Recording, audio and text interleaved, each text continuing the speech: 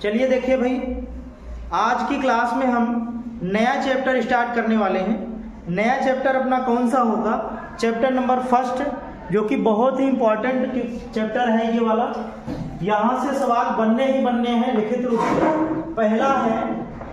पहला चैप्टर है संबंध एवं फलन। संबंध एवं फलन हम लोग सीखेंगे आज। क्या है संबंध एवं फलन?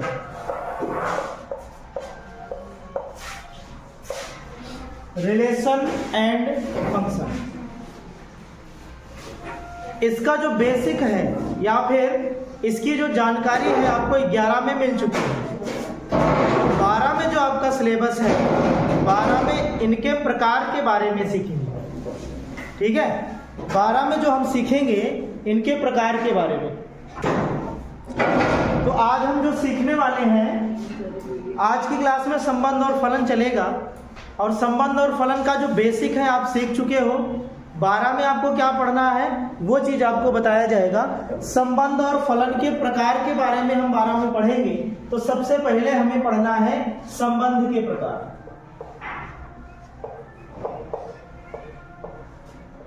संबंध के प्रकार। संबंध के प्रकार में वैसे तो कई सारे हैं, क्योंकि बहुत सारे प्रकार के संबंध बन सकते हैं। उसमें जो आपके सिलेबस में है वो तीनों आपको कौन कौन से हैं भाई?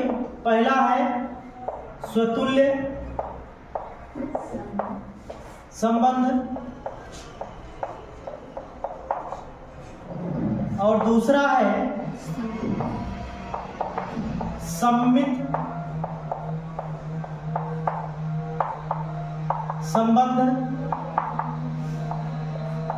और तीसरा है संक्रामक संबंध।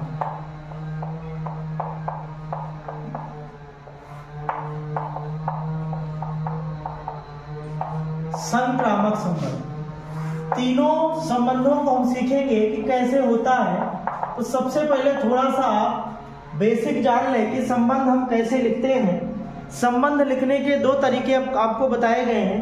पहला नंबर तो संबंध जो होता है दो समुच्चयों के बीच में संबंध होता है। और यहाँ जो संबंध आप सीखोगे एक ही समुच्चय के अवयवों के बीच में सीखोगे आप। ठीक है, तो वही संबंध इधर भी लिखा रहेगा, वही संबंध इधर भी लिखा रहेगा। दोनों साइड एक ही समुच्चय लिखा रहेगा। और उसी का हम उन्हीं के अवयवों के बीच में कुछ विशेष प्रकार के संबंध सीखेंगे।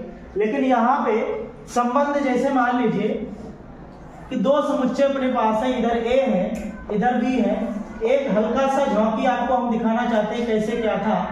ए से बी में आपको क्या लिखना है? रिलेशन लिखना है। और कैसे? इधर मान लीजिए 1 2 3 4 इस तरीके से है। इधर आपका 2 3 4 और 5 है। 1 का संबंध 2 से है, 2 का 3 से है, 3 का 4 से है और 4 का 5 से है। तो इसको हम लिखेंगे कैसे? इसका जो संबंध है आर, इसको रोस्टर रूप में लिखने के लिए हम क्रमित युग्म का प्रयोग करते हैं। तो यहाँ पे लिखा जाएगा 1, 2 का संबंध 3 से, तो यहाँ लिखेंगे 2, 3 और 3 का संबंध 4 से, तो यहाँ लिखेंगे 3, 4 और 4 का संबंध 5 से है, तो हम यहाँ लिखेंगे कि 4, 5। तो यहाँ पे आप मजले कोष्ठक के अंदर क्रमित युग्मों का जो समूह होता है उनको रख दीजिए, तो वो होता है संबंध। ठीक है, यहाँ जो संबंध आपको ग्राफ में दिखाया गया है वही चीज का ये रोस्टर रूप लिखा गया है। अगर इसी का हम क्या लिखना चाहें, इसी का अगर मैं समुच्चय निर्माण रूप लिखना चाहूं तो वो क्या बनता है? उसको लिखा जाएगा इसके अवयवों को, ए के अवयवों को स्मॉल ए और बी के अवयवों को स्मॉल बी से अगर हम लिखें तो ए कामा बी इस प्रकार है, such that A comma B कैसे लिखा जाएगा? यहाँ आप ध्यान से देखो, अगर तो 1 में 1 जोड़ेंगे तो क्या बन जाएगा? 2 आएगा। इधर 2 है तो 2 में 1 जोड़ा 3 आया, 3 में 1 जोड़ा 4 आया। इसका मतलब यहाँ क्या दिख रहा है? यहाँ पे ए के अवयव में +1 करोगे तो बी का अवयव बन रहा है। इस संबंध के हिसाब से ए के अवयव में +1 कर रहे हो तो बी का अवयव बन रहा है। तो यहाँ पे आपको लिखना है कि b बराबर a+1, जहां a belongs to capital A और b नीचे लिख देते हैं b belongs to capital B। ये इसका समुच्चय निर्माण रूप हो गया। कहने का मतलब यह है कि ये इसकी परिभाषा है। इसमें आप a और b, a कहां से लोगे आप? समुच्चय a से। b कहां से लोगे आप? समुच्चय b से। a और b के मान इसमें रखते जाओगे, तो जब a का मान 1 रखोगे तो b का मान कुछ आएगा। तो इसका मतलब है कि a का मान जैसे 1 हमने रखा तो b का मान कुछ आया तो a का संबंध उससे हो जाएगा। तो यहाँ अगर आप देखो तो 1 रखने पे b 2 आएगा, 2 रखने पे b 3 आएगा, 3 रखने पे b 4 आएगा। तो इसका मतलब है कि 1 का संबंध 2 से, 2 का 3 से, 3 का 4 से, 4 का 5 से, इस तरीके से ये आप संबंध बना सकते हो। अगर ये आपको दे दिया जाए ये बनाना हो, या फिर ये दे दिया जाए ये लिखना हो, तो ये आप इस तरीके से लिख सकते हो। तो कुल मिला के ये संबंध है। ठीक है। संबंध के बाद हमें अब स्वतुल्य संबंध, सम्मित संबंध और संक्रामक संबंध सीखना है क्या चीज ये। तो इसमें देखिए, इसमें स्वतुल्य को हम अंग्रेजी में कहते हैं रिफ्लेक्सिव। हो सकता है यहां से आपको बात अच्छे से समझ में आए। यही है, देख लेना। Reflexive relation. सम्मित को हम कहते हैं, ऐसे लिखा है, सिमेट्रिक। और यहां संक्रामक को हम क्या लिखेंगे? ट्रांजिटिव।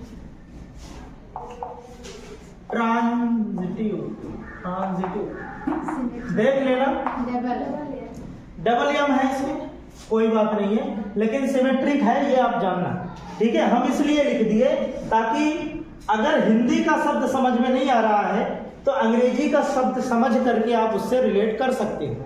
समझ गए? अब रिफ्लेक्सिव का मतलब क्या होता है? स्वतुल्य संबंध आप कहोगे किसको?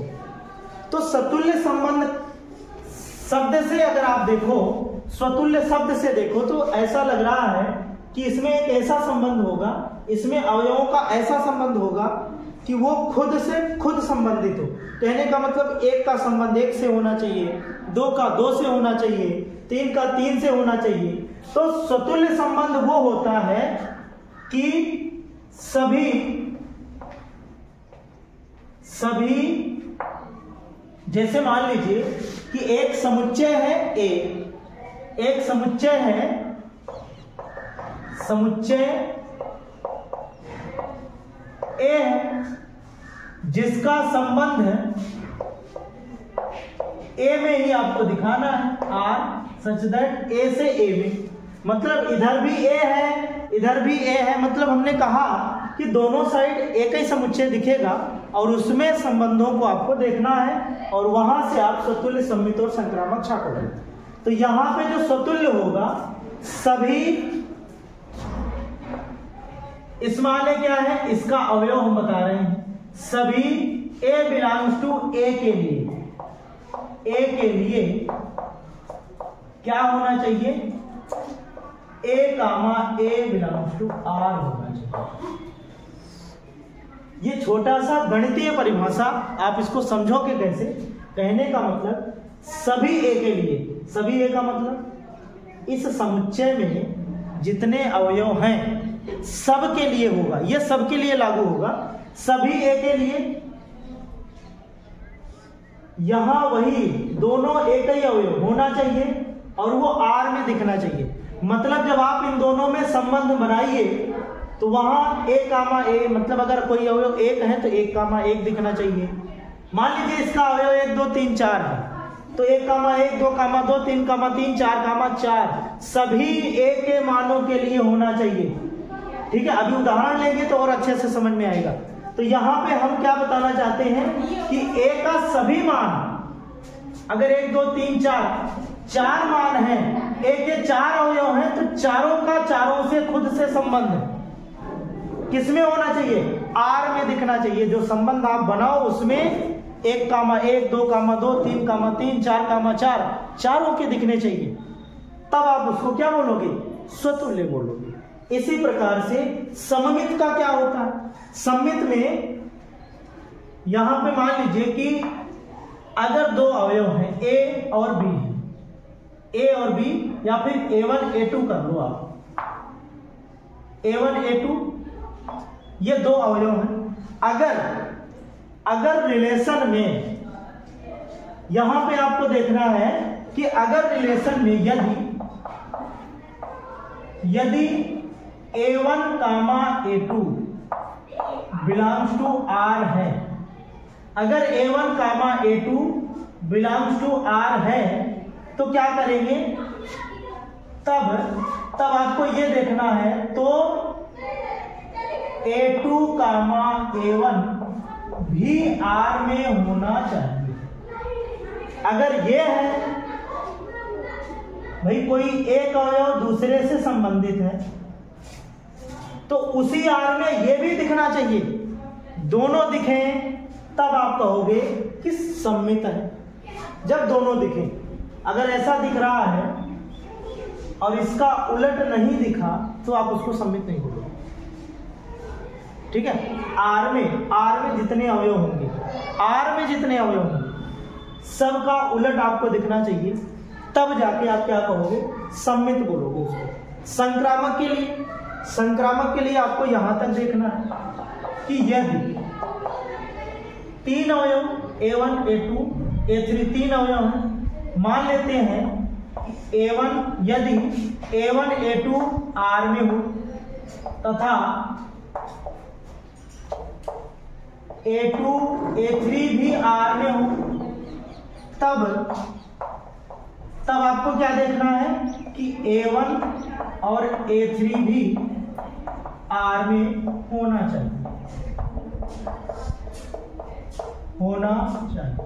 कहने का मतलब तीन अवयव A1 A2 A3 का आपस में संबंध इस तरीके से अगर दिखता है तो आप उनको संक्रामक बोलोगे, अन्यथा की स्थिति में संक्रामक नहीं बोलोगे। यहां क्या होगा? जैसे A1 A2 जो आपने संबंध बनाया है उसमें A1 A2 ये अवयव दिखा, साथ ही A2 का तीसरे से भी संबंध दिखा।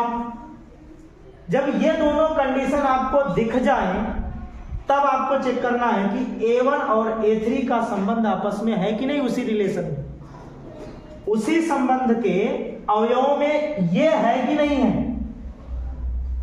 लेकिन यदि A1 A2 का संबंध दिखा, A1 ये भी बात आपको ध्यान देना है, तथा लिख के इसको भी आप लिख लो कि A1 A2 का संबंध है जो कि R में है, लेकिन अगर A2 A3 मतलब तीसरे से संबंध नहीं है, ये R में नहीं है, तो फिर क्या होगा? तब उस स्थिति में भी इसको आप संक्रामक के लिए पास कर दोगे। ये दो कंडीशन आप ध्यान रखना। पहला अगर A1 A2 मतलब दो अवयवों का आपस में संबंध दिखा, फिर दूसरे का तीसरे से भी दिखा, तब जाके आपको चेक करना है कि क्या पहले का तीसरे से है क्या, तब आपको ढूंढना है उसी में। और अगर ये कंडीशन नहीं बनी, अब इसमें अगर ये मिल जाता है तब आप संक्रामक बोलोगे, नहीं मिलता है तो संक्रामक नहीं बोलोगे। कब? जब इनका संबंध A2 A3 का संबंध उसमें मिल जाए, तब जरूरी हो जाता है कि इसका भी संबंध मिले, और ऐसी कंडीशन में ये नहीं मिलता है तब आप संक्रामक नहीं बोलोगे। अगर मिलता है संक्रामक बोलोगे। लेकिन एक बात और बनती है कि कहीं कहीं क्या होगा, A1 A2 का तो संबंध आपको दिखेगा, लेकिन A2 का तीसरे से नहीं दिखेगा, तो उस कंडीशन में भी आप संक्रामक बोलोगे। मतलब ऐसे अवयव संक्रामक के लिए तैयार है, ऐसी कंडीशन में भी आप संक्रामक बोलोगे। समझ गए? तो इसमें बस यही थोड़ा सा दिक्कत होती है। बच्चे क्या करते हैं, A1 A2 का दिखा, A2 A3 का दिखा और ये नहीं दिखा, तो यहां क्या कर देते हैं, संक्रामक नहीं बोल देंगे। और कहीं कहीं क्या होगा, ऐसी कंडीशन नहीं बनती, A1 A2 का दिखा लेकिन A2 A3 का दिखा ही नहीं, सर यहां तो संक्रामक की स्थिति ही नहीं बन रही है। बन रही है भैया। अगर ऐसा नहीं है तब भी आप उसको संक्रामक के लिए तैयार करते जाओगे।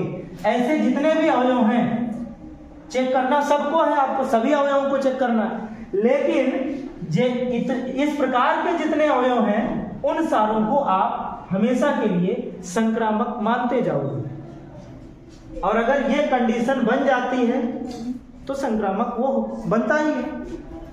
साथ ही साथ ऐसी कंडीशन जब बनती है तब भी वो संक्रामक होता है। तो हम एक उदाहरण लेते हैं, उस उदाहरण से हम समझेंगे। इसको जरा नोट कर लीजिए, उसके बाद फिर तीनों चीजें एकदम क्लियर हो जाएंगी। इसको नोट करिए पहले। ये उदाहरण आपके सामने लिखा है, इसमें आपको बताना है कि ये वाला जो संबंध है स्वतुल्य तो है और ना सम्मित है ना संक्रामक है, इस बात को आप बताओ। इसमें उदाहरण नंबर 4 है, उसमें आप देख लेना। यहां देखो आपको क्या क्या चेक करना है, स्वतुल्य, सम्मित और संक्रामक। लेकिन रिजल्ट आपका आना चाहिए स्वतुल्य आना चाहिए, सम्मित और संक्रामक नहीं आना चाहिए। तो देखो चेक करते हैं, जो हमने इसके पहले सीखा उसी के सहारे हम इसको देखते हैं। तो स्वतुल्य के लिए आप क्या करोगे, आप स्वतुल्य के लिए आपको देखना पड़ेगा। देखिए सबसे पहले हमने कहा स्वतुल्य में समुच्चय में जितने भी अवयव हैं स्वयं का स्वयं से संबंध दिखना चाहिए। तो यहां एक है तो क्या आर में एक एक दिख रहा है क्या? बिल्कुल दिख रहा है। इसमें 2 है तो 2 2 भी दिख रहा है। इसमें 3 है तो 3 3 भी दिख रहा है। बस इसके आगे स्वतुल्य के लिए चेक करने की जरूरत नहीं है। तो यहां पे आपको लिखना पड़ेगा कि 1,1 आर में है, 2,2 भी आर में है तथा 3,3 भी आर में है, बिलोंग्स टू आर। इसलिए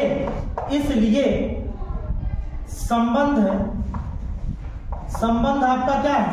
संबंध स्वतुल्य संबंध, स्वतुल्य है। यही तो हमें सिद्ध करना था। तो यहां तक बात समझ में आ गई कि यहां जितने अवयव दिखे सबका खुद से संबंध होना चाहिए।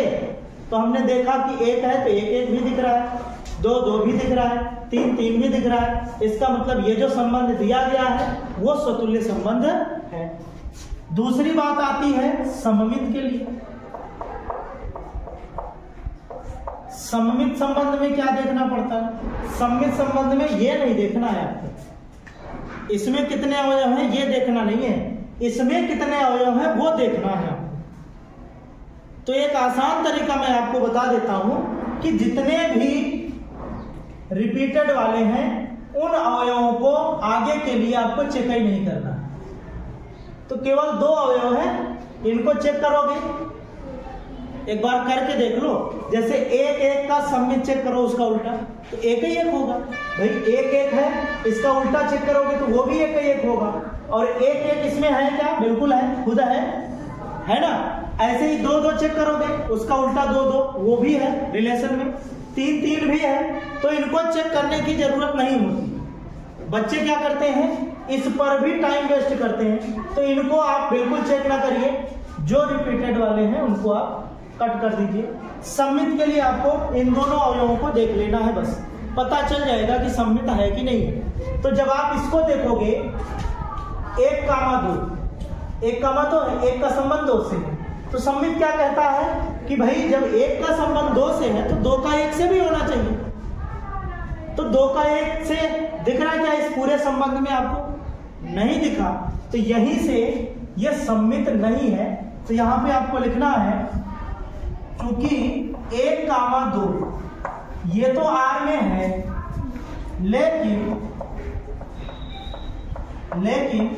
2,1 ये आर में नहीं, इसलिए ये सम्मित नहीं, सम्मित नहीं। समझ गए? तो ये बात आपको ध्यान देना है। आप इन अवयवों को देखिए, आगे आप चेक ही नहीं करना है क्योंकि सम्मित नहीं आ गया तो अब सम्मित हो नहीं सकता।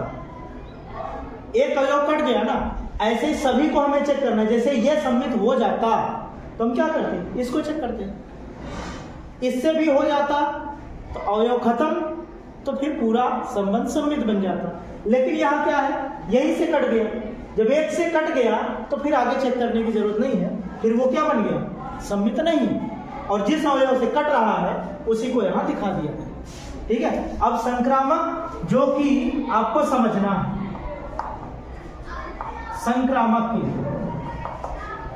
संक्रामक के लिए आपको देखना है। संक्रामक के लिए 3 अवयव चेक किया जाता है। जैसे इनको तो हमें चेक करना नहीं है, इनको चेक करोगे तो फिर से वो मिल ही जाएगा, तो इस पर कोई दिक्कत नहीं है आपको। जहां जहां रिपीटेड दिखे उनको आप छोड़ ही दिया करो, उनको चेक ना किया करो, इनकी वजह से संक्रामक बन जाएगा। लेकिन आगे देखो, जैसे मान लीजिए 1 का संबंध 2 से है, तो क्या 2 का और कहीं दिखा क्या? 2 चीजें आपको देखना पड़ता है। पहले तो आप 1 का दूसरे से देखो, फिर देखो कि दूसरा तीसरे से है क्या। तो यहां हमने देखा कि दूसरा तीसरे से भी है, बहुत बढ़िया। लेकिन जब ऐसा मिल जाए तो बीच वाले को कट करिए। बीच वाले को कट करने के बाद 1 और 3 का संबंध दिखना चाहिए। पूरे संबंध में आप देख लो 1 का 3 से संबंध ही नहीं दिख रहा है, तो इस वजह से ये संक्रामक नहीं है। और हाँ, अब जैसे 1 का संबंध 2 से है, लेकिन अगर 2 का संबंध और किसी से होता ही ना, तब क्या उसको हम संक्रामक मानते? बिल्कुल मानते। इसको हम संक्रामक के लिए रेडी करते। भाई 2 कंडीशन मैंने बताई है, समझ गए कि नहीं समझ गए? इस पर एकदम फिक्स रूप से आप एकदम कंफर्म रहो कि अगर ऐसी कंडीशन बनती है कि 1 का संबंध 2 से है और ये ना हो करके 2 का संबंध और किसी से ना होता, तो हम क्या मानते? संक्रामक मानते। फिर अगला देखते कि भाई यहां मान लीजिए 3 का 4 से दिख जाता, 3 का 4 से अगर है और किसी से नहीं है, तो इसको भी हम सही काट करके पूरे को हम संक्रामक लिख देते कि ये संक्रामक है। इसीलिए हमने 2 कंडीशन आपको बताई कि ये दोनों लागू होने चाहिए। पहला कि अगर 1 का 2 से है, 2 का 3 से है, जब इतना अगर हो गया तो फिर ये फिक्स हो जाता है कि 1 का 3 से होना ही चाहिए। तब नहीं होगा तो फिर संक्रामक नहीं होगा। उसके बाद की जो कंडीशन बनती है वो सारी कंडीशन संक्रामक के लिए रेडी रहती है। तो कुल मिलाकर याद रखना, 1 का 2 से है, 2 का 3 से है, 1 का 3 से पूरे संबंध में नहीं दिख रहा है, तो हम कहेंगे संक्रामक नहीं है। तो उसको लिखने के लिए यहां लिखना, चूंकि 1 का संबंध 2 से ये आपका रिलेशन में है, इस समुच्चय में है, तथा 2 का 3 से भी ये R में है, लेकिन 1 का 3 से ये R में नहीं है, does not belong to R।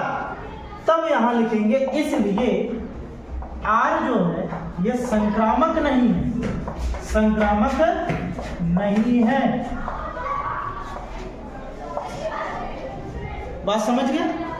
तो यहां पे ये बात समझना जो हमने बताया, एक तो ये कंडीशन तो भैया एकदम फिक्स कर देता है, एकदम क्लियर है कि जब 1 का 2 से है और 2 का और किसी से है, तो ये फिक्स हो जाता है कि पहले का तीसरे से होना चाहिए। तब तो आप संक्रामक बोलोगे, नहीं हुआ तो नहीं बोलोगे, फिर आगे चेक करने की जरूरत ही नहीं। लेकिन अगर 1 का 2 से है, 2 का और किसी से नहीं है, तो आगे चेक करने की जरूरत है, आगे भी चेक करिए। और वो भी अगर नहीं होता है तो फिर संक्रामक आप बोल देना इसको, समझ गए? तो ये दोनों बातें आपको एकदम क्लियर रखना है। आगे हम सवाल लेंगे तो और स्पष्ट होगा। आज की क्लास में बस इतना ही रखिए, अगली क्लास में हम प्रश्नावली से पहले सवाल से स्टार्ट करेंगे, और तब तक आपको बताएंगे जब तक संक्रामक, स्वतुल्य और सम्मित क्लियर ना हो जाए। समझ गए? यहां से सवाल अगर गलत हो गया तो फिर आपकी जिंदगी बेकार है। समझ गए कि नहीं समझ गए? बहुत आसान होता है अगर दिमाग में बन गई चीज तो। परिभाषा आपसे कभी नहीं पूछता, आपसे सवाल बनने चाहिए बस, किसी भी हालत में। तो सवाल बनाने के लिए आपको ये तरीका सीखना होगा, ठीक है? तो अगली क्लास में देखेंगे। आज के लिए बस इतना ही।